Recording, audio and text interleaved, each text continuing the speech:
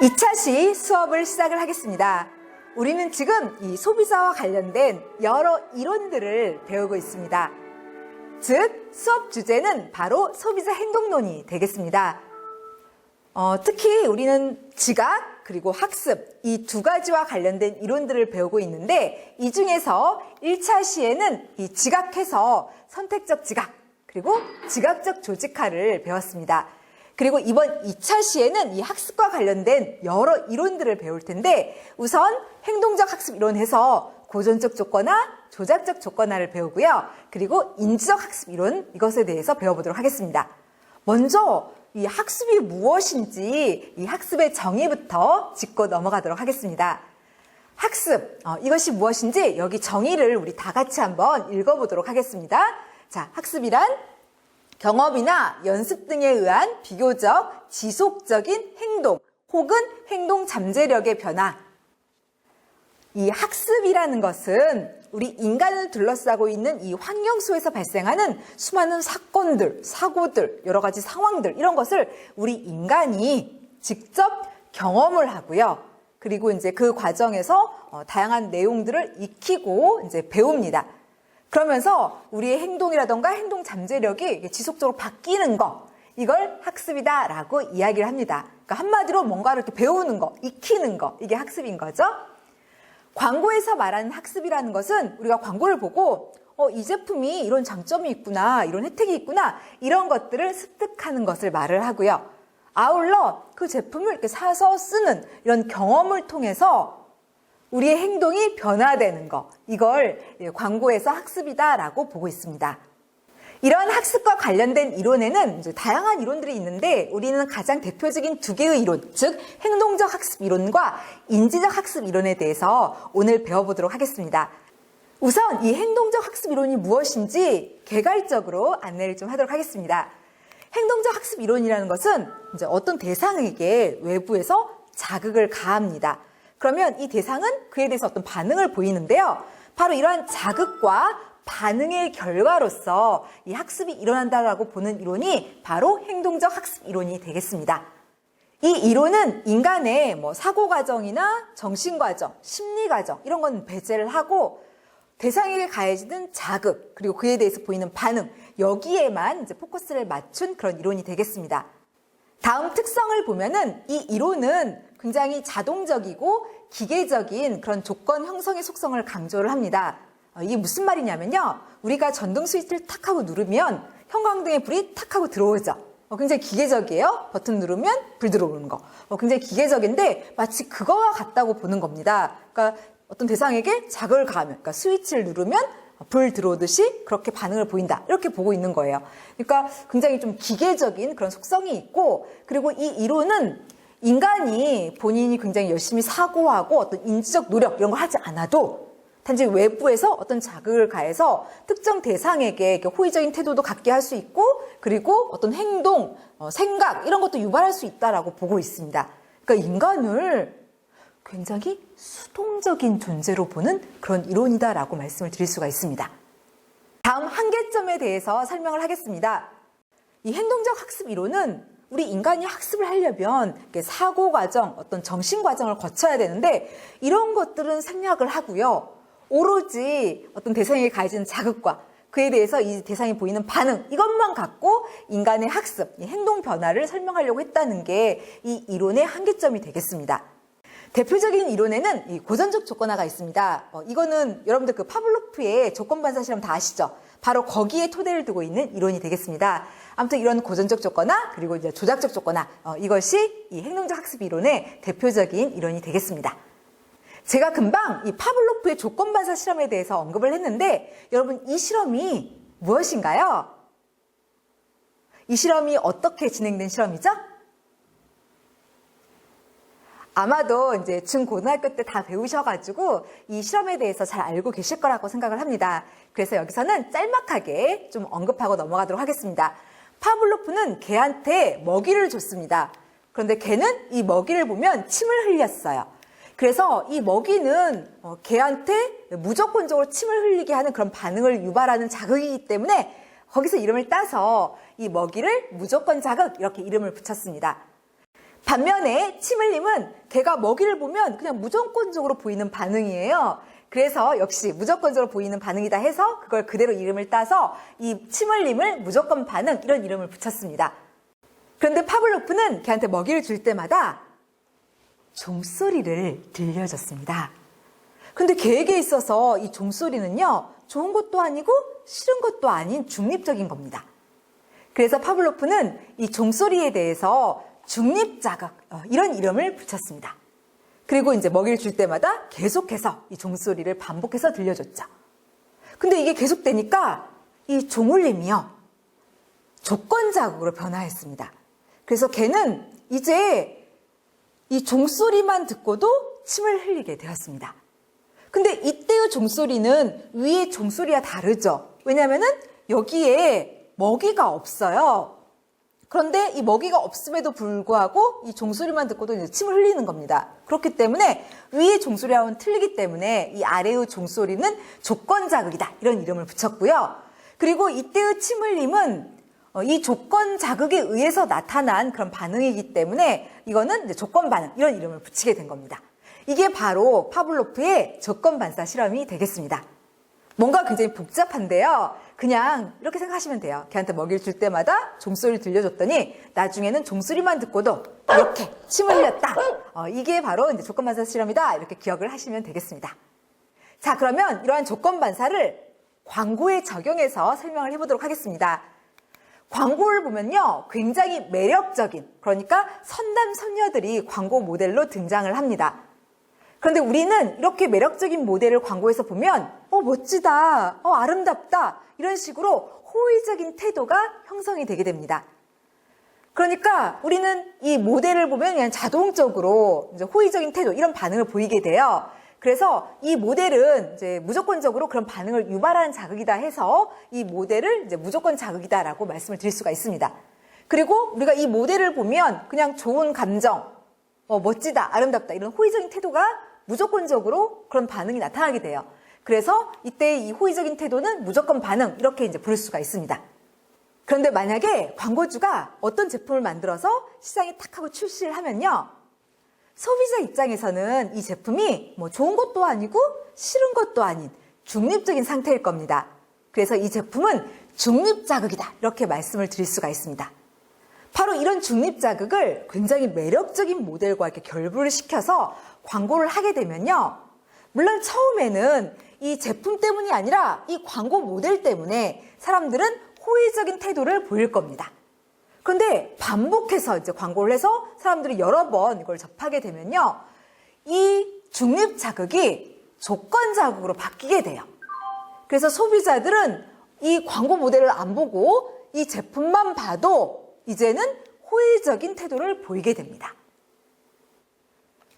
이러한 과정은 사실 광고에서 많이 보여지죠. 그게 바로 이 고전적 조건화를 활용한 그런 케이스라고 말씀을 드릴 수가 있습니다.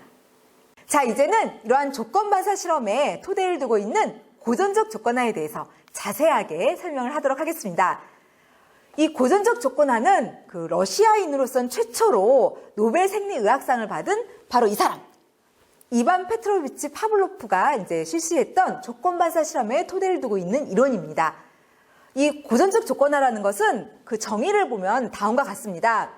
중립적인 자극, 파블로프의 실험에서는 종소리였죠. 바로 이러한 중립적인 자극을 특정 반응, 그러니까 침 흘림 이런 거를 유발을 하는 무조건 자극, 먹이하고 이렇게 결부를 시켜요. 그리고 이제 특정 대상에게 그거를 계속 반복해서 제시를 하게 되면 이 중립적인 자극이 조건 자극으로 바뀌게 됩니다.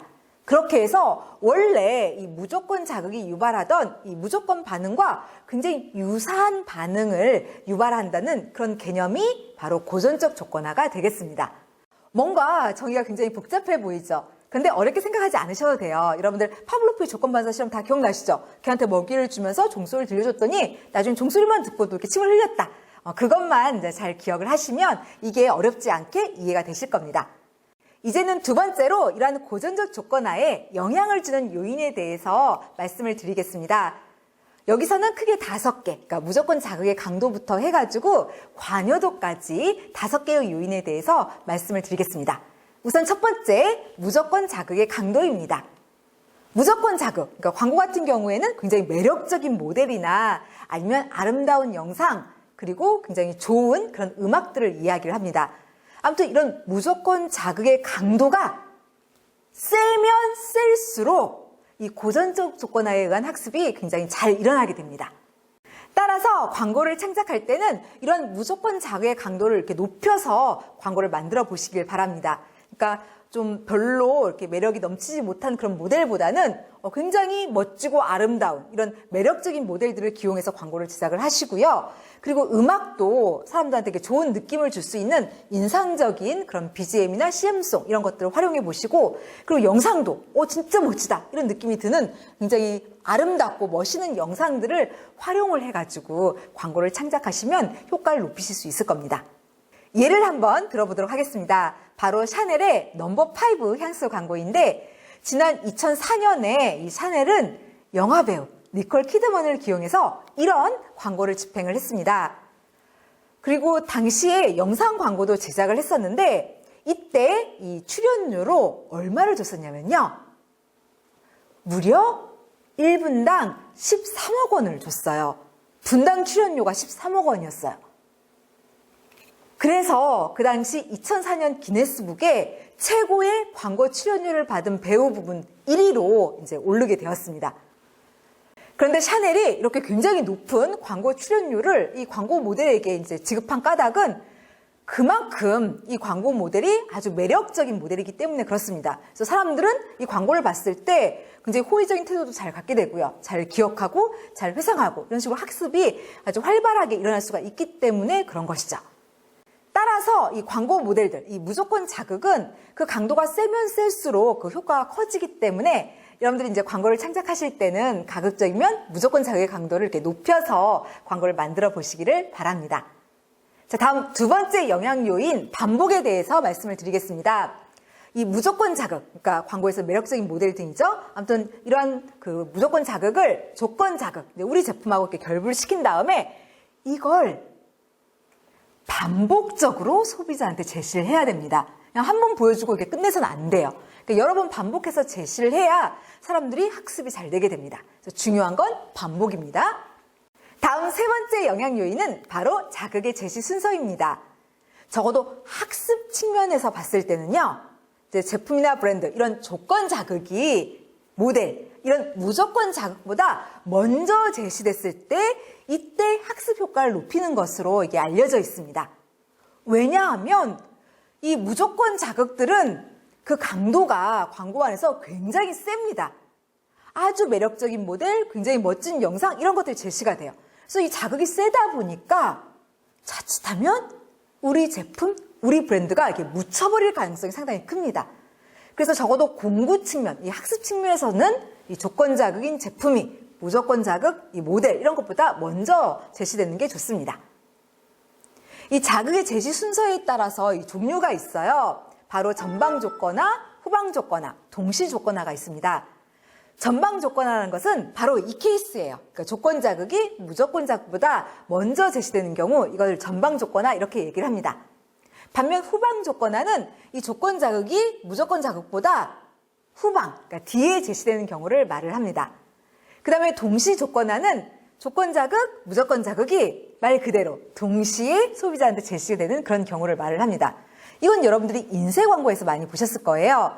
인쇄 광고에서는 이게 순차적으로 제시하기 힘드니까 이 광고 한 지면에 모델, 제품 이것을 동시에 다 이렇게 노출을 시키죠.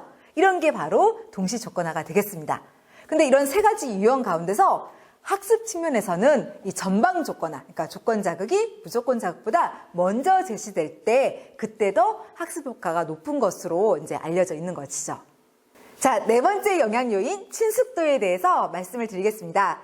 이 무조건 자극이 소비자들한테 너무 지나치게 익숙한 경우는 이게 학습 효과를 저하시키게 됩니다. 예를 들어서 이제 광고주가 이 광고를 효과를 높이기 위해서 굉장히 좋은 음악을 활용을 했습니다. 그런데 이 음악이 우리 소비자들이 평소에 너무 많이 들어가지고 좀 질리는 그런 음악이었어요. 그러면 사람들이 광고를 봤을 때 또 저 음악이야? 이러면서 실증, 짜증 이런 것들을 보일 수가 있어요. 그래서 학습 효과가 낮아질 수가 있는 거죠. 광고 모델도 마찬가지입니다. 특히 이 모델이 굉장히 매력적이면요. 여러 광고주들이 앞다퉈서 자신들의 광고에 모델로 기용을 하게 됩니다. 그러면서 중복 출연이 일어나게 되죠. 그러면 이렇게 모델이 많은 광고에 등장하게 되면요. 소비자들은 이제 혼동하기 시작을 합니다. 이 모델이 등장한 광고가 뭐였는지, 제품이 뭐였는지, 브랜드가 뭐였는지 이런 것들을 이렇게 혼동하게 돼요. 그리고 이제 모델에 대해서 굉장히 식상하게 여기고 때로는 막 짜증, 불쾌함 이런 걸 느끼기도 해요. 그러면서 전반적으로 학습 이런 효과가 저하되게 되는 일이 나타나게 됩니다. 그 다음 5번째 요인으로는 바로 관여도가 있습니다. 관여도, 우리 수업에서 굉장히 빈번하게 언급이 되는 개념이죠. 여러분들 관여도가 뭔가요? 관여도가 뭐였나요? 관여도는 어떤 대상에 대한 관심의 정도 또는 개인의 중요성, 지각 정도를 의미를 하죠. 그리고 이러한 관여도의 종류에는 크게 2가지, 즉 고관여, 저관여가 있습니다. 자, 여러분 생각해 보세요. 만약에 고관여 상태라면 우리 소비자들이 어떤 제품에 대해서 굉장히 많은 관심을 보이고 중요하게 생각하는 그런 상태라면요. 이때는 이 고전적 조건에 의한 학습이 효과가 있을까요? 없을까요? 어떨 것 같아요? 바로 이렇게 관여도가 높은 상태에서는 고전적 조건에 의한 학습은 잘 일어나지 않습니다. 왜냐하면요. 이 특정 대상에 대해서 관여도가 높으면 사람들이 그걸 굉장히 중요하게 여기는 상태예요. 그래서 모델이 아름답다고 해서 그냥 그 제품을 이렇게 쉽게 구매하고 호의적인 태도를 형성하고 이렇게 하지 않게 됩니다. 이때는 본인이 스스로 그 대상에 대한 정보들을 찾고 탐색하고 그리고 그걸 읽고 이해하고 심사숙고하게 돼요. 이때는 모델의 매력성, 멋진 음악 이런 게 그렇게 중요하지 않죠. 이때는 이제 본인이 스스로 판단하는 게 굉장히 중요한 상태입니다. 그래서 소비자들이 특정 대상에 대해서 굉장히 관여도가 높은 상태라고 한다면 이때는 이 고전적 조건에 의한 학습 효과가 좀 낮게 나타나는 그런 모습을 보이게 됩니다. 그래서 정리를 하면요. 이 무조건 자극의 강도가 세면 셀수록 그리고 이제 무조건 자극하고 조건 자극을 결부해서 반복적으로 소비자한테 제시할수록 그리고 조건 자극을 무조건 자극보다 이렇게 먼저 제시할수록 그리고 이 무조건 자극에 대해서 이 친숙도가 낮을수록 그리고 저관여 상태일 때 이때 이 고전적 조건에 의한 학습이 좀 잘 일어나는 그런 모습을 보이게 됩니다. 이제 2번째 조작적 조건에 대해서 배워보도록 하겠습니다. 이것은 미국의 행동주의 심리학자인 버러스 프레드릭 스키너 이 사람이 제시를 한 이론입니다. 정의를 보면요. 우리 인간은 뭔가 이렇게 처벌을 받은 자극은 피합니다. 근데 반면에 보상을 받은 자극은 적극 추구를 하게 돼요. 바로 이런 과정에서 발생하는 학습을 이걸 조작적 조건화 이렇게 얘기를 합니다. 이거는 우리가 어릴 때 많이 경험을 해보셨을 거예요. 여러분들 유치원 다닐 때, 초등학교 다닐 때요. 우리가 이제 공부를 하면 이제 부모님께서 이렇게 굉장히 좋아하시고 칭찬도 하시고 또 이제 선물도 주시고 또 학교에서 이렇게 선생님들이 이렇게 칭찬도 해주십니다. 그럼 우리는 그게 좋아서 더 열심히 공부를 하죠? 그리고 반면에 우리가 공부를 안 하면 학교 선생님이나 그리고 부모님이 막 이렇게 꾸짖으세요. 처벌을 가해요. 그러면 이제 그게 싫어서 또 공부를 하는데 그 과정에서 우리는 쑥쑥 학습이 되고 실력이 향상이 되게 됩니다. 그게 바로 조작적 조건화입니다. 이 조작적 조건화는 학습의 도구를 이용합니다. 바로 처벌, 보상 이런 도구를 이용해요. 그래서 이 조작적 조건화를 다른 말로 도구를 이용한다고 해가지고 도구적 조건화, 수단적 조건화 이렇게 부르기도 합니다. 다음으로는 이러한 조작적 조건화의 연구에 대해서 말씀을 드리겠습니다. 여기도 이제 대표적인 그 실험이 있는데 바로 이 행동주의 심리학자 스키너의 연구입니다. 스키너는 여러 동물들, 그러니까 여기 나와 있는 것처럼 이렇게 비둘기라던가 쥐, 그리고 이외에도 돼지, 고양이 이런 여러 동물들을 이제 이용을 해서 그들에게 본인이 원하는 이제 행동을 하게 유도를 했어요. 만약에 이제 자기가 시킨 행동을 잘하면 이제 보상을 줬습니다. 그러니까 먹이도 주고 칭찬도 했습니다. 근데 반면에 이 스키너가 이제 시킨 행동들을 이러한 동물들이 잘 못했을 경우에는 처벌을 가했습니다. 꾸짖기도 하고요. 때로는 전기 충격을 가하기도 하고 이런 식으로 처벌을 가했어요. 그렇게 해서 이 동물들이 탁구, 춤추기, 또 이제 간단하게 피아노 치기, 진공청소기 돌리기 하기 이런 것들을 가르쳤습니다. 그래서 스키너는 바로 이러한 실험을 통해서 조작적 조건화를 객관적으로 증명을 했습니다.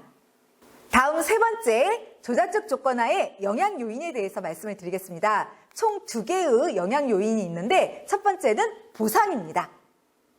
우리가 공부를 할 때 이때 만약에 보상, 그러니까 칭찬이라던가 선물이라던가 이런 식으로 보상을 제공을 하게 되면요, 더욱더 학습 효과가 높아지게 됩니다. 이것을 뒷받침해주는 이론이 바로 피그말리온 효과입니다. 다른 말로 로젠탈 효과 이렇게 부르기도 하는데 이것은 타인의 기대라던가 관심, 칭찬 이런 것들로 인해서 결과가 좋아지는 현상을 일컫습니다. 이 피그말리온 효과에서 피그말리온은 바로 그리스 신화에 등장하는 인물입니다. 피그말리온은 이렇게 굉장히 아름다운 여인상을 조각을 했습니다. 그리고 그 과정에서 진짜로 이 여인상을 사랑을 하게 되었습니다. 그런데 여인상은 조각품이기 때문에 이 피그말리온의 사랑이 이루어질 수가 없었습니다.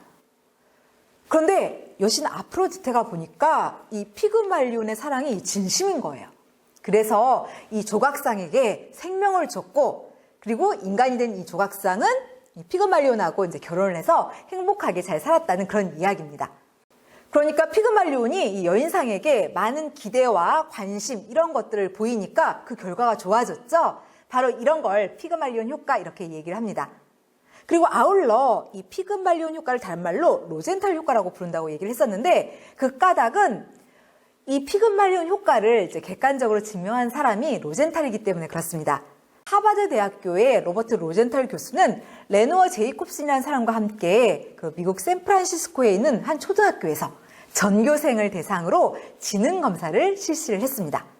그리고 나서 각 학급당 이제 무작위로 20% 학생씩 이제 선발을 했어요.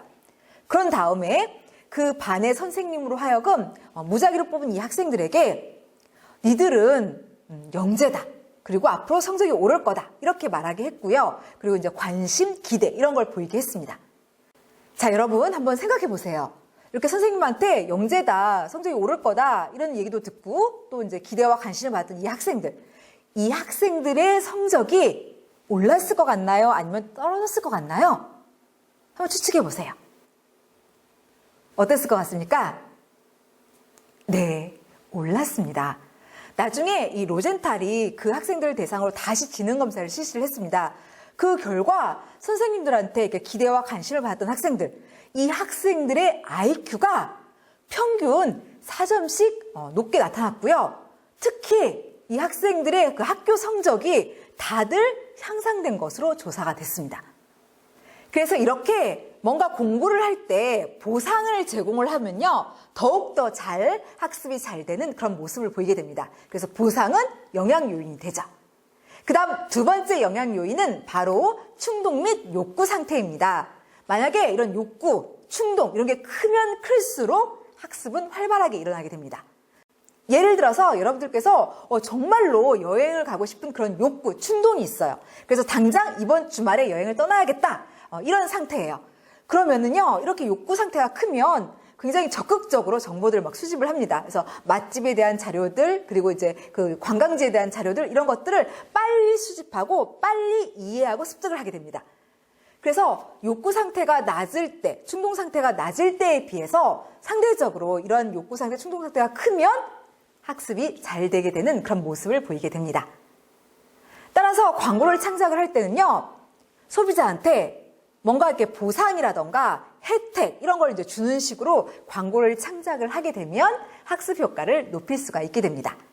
예를 한번 들어보겠습니다. 바로 맥도날드 광고이고요. 집행 국가는 브라질입니다. 브라질 리우데자네이루는요, 이 적도에서 유입되는 이 브라질 난류의 영향을 받아서 1년 내내 굉장히 더운 지역입니다. 바로 이제 여기서 광고를 맥도날드가 했는데 어떻게 했냐면 해변가에다가 이 광고 자판기를 설치를 했어요. 이제 사람들이 지나가다가 그 버튼을 누르게 되면요, 어떤 미션이 이제 주어지게 되고요. 사람들이 이 미션을 잘 클리어하게 되면 쿠폰을 제공을 합니다. 그런데 이 쿠폰이 얼음 쿠폰이에요. 근데 브라질은 굉장히 더운 곳이기 때문에 빨리 이 얼음 쿠폰을 가지고 이제 맥도날드로 가야지만 이 맥도날드 음식을 먹을 수가 있게 됩니다. 그래서 이 맥도날드는 이제 곳곳에다가 이 도우미들을 배치를 했어요. 그래서 가까운 그 맥도날드 매장이 어딘지 알려주고 이들이 빨리 거기에 갈 수 있도록 이렇게 막 응원, 격려를 해줬습니다. 자, 아무튼 이 쿠폰 이것을 제공을 해서 그러니까 보상을 줘서 사람들의 학습 효과를 높였는데요. 그 광고를 한번 보도록 하겠습니다.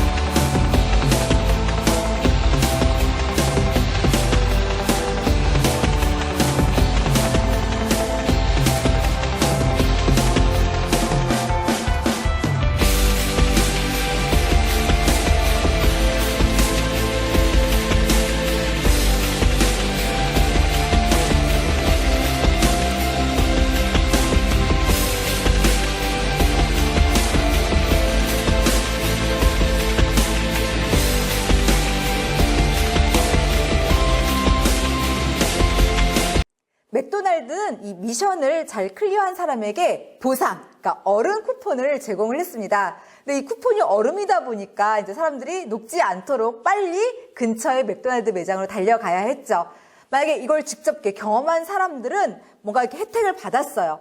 그렇기 때문에 아무래도 이렇게 오래 기억을 하고 또 긍정적인 태도를 형성을 하면서 학습 효과가 높아졌을 겁니다. 그래서 이 맥도날드 사례에서와 같이 광고를 창작할 때는 소비자들한테 어떤 보상, 어떤 혜택을 줄 건가 이걸 좀 염두에 두시면서 광고를 제작해 보시길 바랍니다. 자, 이제는 두 번째로 인지적 학습에 대해서 배워보도록 하겠습니다. 일단 이것이 무엇인지 정의와 그다음에 이제 관련 연구, 영향 요인 3가지 이런 순서로 배워보도록 하겠습니다. 그럼 첫 번째로 정의입니다. 우리가 앞에서 행동적 학습 이론의 한계점을 배웠었습니다. 여러분, 행동적 학습 이론의 한계가 뭐죠? 다 기억나시죠? 문제점이 뭐였나요? 바로 그렇죠. 행동적 학습 이론은 인간의 사고 과정, 심리 과정 이런 것들은 배제했다는 문제점을 갖고 있었습니다.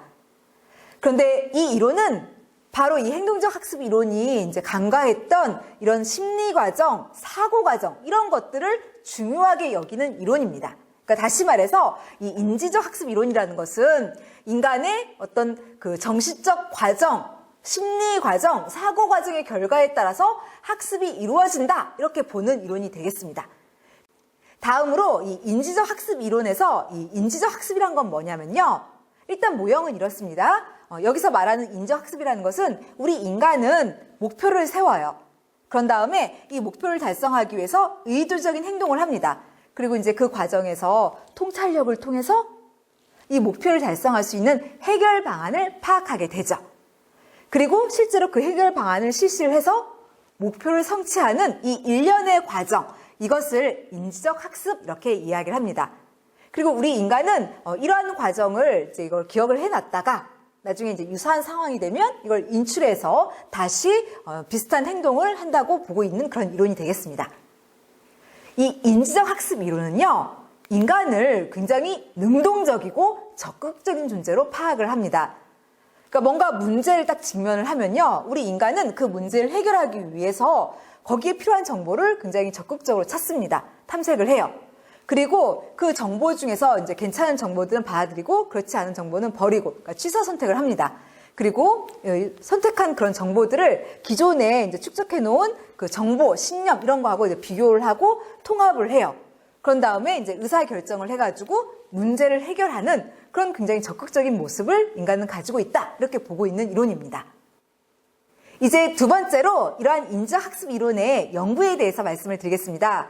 여기에도 대표적인 실험이 있습니다. 바로 심리학자 쾰러의 침팬지를 활용한 실험입니다. 그는 침팬지 우리의 천장에다가 바나나를 매달았습니다. 그리고 우리 바닥에다가는요, 여러 상자들을 이렇게 흐트러 놓았어요. 그런 다음에 침팬지를 그 우리 속으로 이렇게 밀어 넣었습니다. 우리 안에 들어간 침팬지는 천장에 매달려 있는 바나나를 보고 저걸 따서 먹어야겠다, 이런 목표를 세웠습니다. 그리고 이제 의도적인 행동을 합니다. 이렇게 손도 뻗어보고 제자리에서 이제 깡총깡총 뛰어도 봤어요. 그런데 워낙 높이 매달려 있다 보니까 이 바나나를 따서 먹기가 힘들었어요. 그런데 이렇게 의도적인 행동을 하면서 통찰력을 통해서 해결 방안을 파악을 했습니다. 뭐냐면 이 바닥을 보니까 이렇게 박스들이 이렇게 흐트러져 있어요. 그래서 저 박스들을 이렇게 포개어서 쌓아놓으면 되겠다, 이런 생각이 든 겁니다. 그래서 실제로 이렇게 박스들을 차곡차곡 쌓고 올라가서 바나나를 따서 먹음으로써 목표를 달성을 했죠. 그래서 인지학습의 과정, 즉 목표, 의도적인 행동, 통찰, 목표 성취, 이 과정이 일어난 거죠. 그래서 켈러는 바로 이 침팬지를 활용한 실험을 통해서 인지적 학습 이론을 객관적으로 증명을 했습니다. 다음 세 번째로 이러한 인지적 학습 이론의 영향 요인에 대해서 말씀을 드리겠습니다.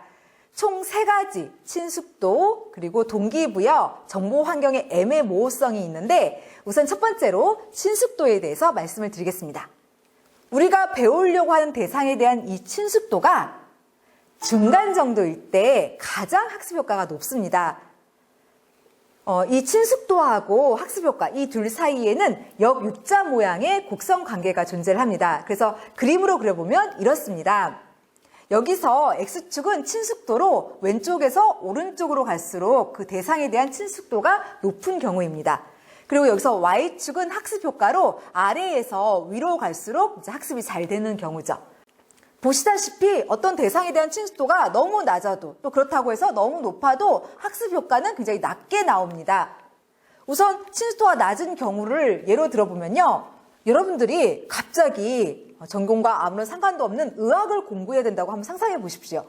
그러면 우리와 다른 분야이기 때문에 좀 생경한 느낌이 들고 뭔가 굉장히 낯선 느낌이 들어요. 그래서 처음에는 학습 효과가 낮게 나올 겁니다. 반면 특정 대상에 대한 친숙도가 너무 높아도 학습 효과는 높게 나오지 않는데, 예를 들어서 초등학생들이 학원에서 미리 선행학습을 할 때를 한번 떠올려 보시기 바랍니다. 이미 학원에서 다 배워놨어요. 그러면 정작 학교에서 그 부분을 배울 때는요, 이 학생들이 저거 학원에서 다 배운 건데? 이렇게 생각을 해가지고 정작 학교에서 배울 때는 열심히 참여하지 않고 이렇게 심화학습을 덜 하게 됩니다. 그래서 오히려 학습 효과가 떨어지는 일들이 발생을 해요. 바로 이제 그것을 떠올려 보시면 쉽게 이해가 될 겁니다. 그래서 보시다시피 만약에 어떤 대상에 대한 중간 정도의 친숙도를 가지게 되면 그때는 가장 높은 학습 효과를 보이게 되는 것이죠. 다음 두 번째 영향 요인인 동기부여에 대해서 말씀을 드리겠습니다. 이 동기는요, 이 학습의 방향이라던가 강도, 여기에 다 영향을 주게 됩니다. 방향이라는 것은 이제 플러스 마이너스, 그러니까 공부를 하고 안 하고를 말을 하는 거고요. 그 다음에 이제 강도라는 것은 이제 공부를 하는 정도를 말합니다. 그러니까 강, 약, 중간, 이런 걸 말을 하는 거죠. 근데 만약에 이 동기가 부여가 돼 있으면 학습 효과가 굉장히 높게 나타나게 됩니다. 예를 들어서 여러분들 고등학교 3학년 때를 한번 떠올려 보세요. 이때는 우리가 서울에 좋은 대학교 가야지, 이런 동기가 굉장히 크게 부여가 되어 있었습니다. 그래서 우리가 초등학교 때나 중학교 때에 비해서 굉장히 열심히, 강도도 굉장히 높게 공부를 했었을 겁니다. 바로 그걸 떠올려 보시면 이 동기부여가 학습에 영향을 미친다, 이 개념을 잘 이해하실 수 있을 거라고 생각이 듭니다. 그 다음 세 번째 영향 요인으로는 정보 환경의 애매모호성을 꼽을 수가 있습니다. 만약에 이 정보 환경이 굉장히 애매모호하고, 그리고 이제 관련 자료도 부족하고 확실하지 않다, 이러면요, 사람들은 하향식 정보 처리를 해서 학습을 하게 됩니다. 반면에 이 정보 환경이 너무나 확실하고 애매모호하지 않다면 이때는 상향식 정보 처리를 해서 학습을 하게 됩니다. 자, 여기서 이 하향식 정보 처리 그리고 상향식 정보 처리에 대해서 조금 더 설명을 하겠습니다. 하향식 정보 처리라는 것은 뭐 가설이라던가 이 가설을 뒷받침하는 어떤 개념이라던가 이런 것들 위주로 정보를 처리하는 것을 얘기를 합니다. 그러니까 만약에 정보 환경이 너무나 불확실하고 관련된 자료도 별로 없고 이러면요. 보통 이제 가설 그리고 이제 그걸 뒷받침해 줄 수 있는 여러 가지 개념 이런 걸 가지고 사람들은 이제 정보 처리를 하고, 그러니까 하향식 정보 처리를 하고 학습을 하게 되는 겁니다. 바로 이제 여기서 이렇게 가설 이런 거 위주로 정보 처리를 하는 거, 이것을 하향식 정보 처리 이렇게 얘기를 합니다. 반면에 상향식 정보 처리라는 것은 우리가 직접 경험했던 것들 또는 이제 머릿속에 축적이 된 데이터라던가 이런 요소들을 활용해서 정보 처리하는 것을 상향식 정보 처리 이렇게 얘기를 합니다. 우리 인간은 정보 환경이 너무나 확실해요. 아주 분명하게 잘 아는 경우에요. 그러면 이제 굳이 뭐 가설이라던가 그걸 뒷받침하는 개념 이런 것들을 바탕으로 하지 않고 기존에 본인이 경험했던 거 이런 걸 바탕으로 이제 정보 처리, 즉 상향식 정보 처리를 하면서 학습을 하는 그런 모습을 보입니다. 자, 여기까지 해서 오늘 배운 내용을 짧게 정리를 하도록 하겠습니다. 오늘 우리는 이 소비자와 관련된 여러 이론들을 배웠어요. 크게 두 가지를 배웠는데 뭐를 배웠었나요? 우리 오늘 뭐 배웠죠? 네, 오늘 우리는 보시다시피 지각 그리고 학습을 배웠습니다. 이 지각이라는 것은 우리의 감각기관이 외부에서 어떤 정보나 자극을 받아들여요. 그리고 1차적으로 이게 뭔지 인지하고 뭐 해석하고 의미를 부여하는 심리적인 과정, 이걸 지각이라고 이야기를 합니다. 그리고 이제 지각의 특성으로 지각은 주관적이다, 변화한다, 일시적이다 이런 것들을 배웠고요. 그리고 이 지각과 관련된 두 가지의 개념을 살펴봤습니다. 자, 여러분 질문을 하겠습니다. 이 지각과 관련된 개념 중에서 우리 인간은 이 자극들을 모두 다 받아들이지 않고요. 자신의 인지 체계와 이렇게 잘 맞는 거, 그리고 자기에게 유리한 거 이런 것들만 선택해서 받아들이는 그런 경향이 있어요. 그러니까 한마디로 보고 싶은 것만 보고 듣고 싶은 것만 들으려고 하는 경향이 있는데 이걸 뭐라고 부르죠? 네, 선택적 지각 이렇게 이야기를 하죠. 그 다음에 또 우리가 여기서 배운 게 지각적 조직화입니다. 이것은 우리가 어떤 자극을 이제 받아들일 때요, 그걸 낱개로, 그러니까 하나하나 개별적으로 받아들이는 게 아니라 그것을 집단화해서, 그러니까 통합해가지고 이제 받아들입니다. 그렇게 해서 이제 가급적이면 이렇게 단순한 형태로 받아들이는 그런 경향을 이것을 지각적 조직화 이렇게 이야기를 합니다. 그 다음에 학습에서는 크게 두 가지, 즉 행동적 학습 이론과 인지적 학습 이론을 배웠습니다. 자, 여러분 우리가 이 두 가지 학습 이론을 배웠는데 이 중에서 어떤 대상에게 외부에서 자극을 가해요. 그러면 이 대상은 이제 반응을 보이게 됩니다. 바로 이러한 자극과 반응에 대한 결과로서 학습이 일어난다고 보는 그런 이론이 있었어요. 이걸 뭐라고 부르죠? 네, 맞습니다. 행동적 학습 이론이라고 이야기를 하죠. 우리는 행동적 학습 이론에서 크게 두 가지, 즉 고전적 조건화와 조작적 조건화를 배웠습니다. 그리고 인지적 학습 이론에서는 일단 이 개념은 인간의 사고 과정, 심리 과정, 정치적인 과정을 굉장히 중요시하는 그런 개념이에요. 그리고 학습이라는 것은 인간의 이런 사고 과정의 결과로서 발생한다 이렇게 보는 그런 이론이 되겠습니다. 우리는 이제 여기서 관련 연구 그리고 이제 영향 요인 세 가지, 즉 친숙도, 동기부여, 정보 환경의 애매모호성 이런 것들을 살펴봤습니다. 자, 다음 시간 안내입니다. 다음 시간도 계속해서 이런 소비자 행동과 관련된 여러 이론들을 배울 겁니다. 구체적으로 우리는 이때 태도와 관련된 이론을 배우려고 합니다. 그래서 여기서는 정교화 가능성 모델, 카츠의 기능 이론, 그리고 인지 일관성 이론에서 하이더가 제시한 균형 이론이라던가 페스팅거가 제시한 인지 부조화 이론 이런 것들을 살펴보겠습니다. 교재는 광고 크리에이티브 우리 주교재 13장에 해당이 됩니다. 오늘 우리는 소비자에 대해서 학습을 했습니다. 광고라는 거는 결국 이 소비자한테 제품을 팔기 위해서 하는 겁니다. 그러니까 당연히 광고를 잘 창작하려면 이 소비자를 잘 알아야 돼요. 정말로 지피지기면 백전백승입니다. 그래서 오늘 배웠던 이 내용들이 여러분들이 소비자를 잘 아는데 도움이 되었길 바랍니다. 이상으로 오늘 수업을 종료하도록 하겠습니다. 감사합니다.